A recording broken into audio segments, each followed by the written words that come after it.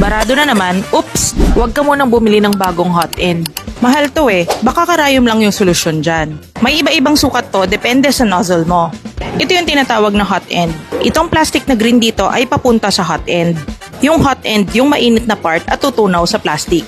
I-zoom in natin yung tip ng nozzle. Maliit lang siya. Ang hawak ko dito ay yung 0.4 mm.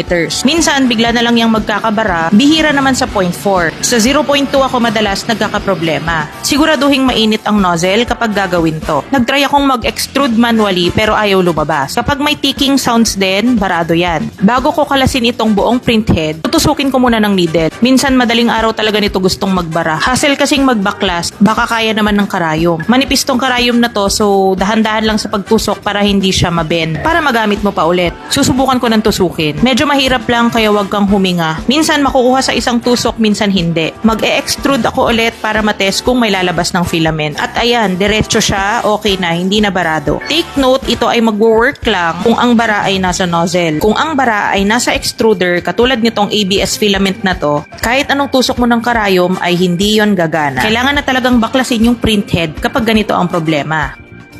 For more 3D printing tips, follow, like, and share.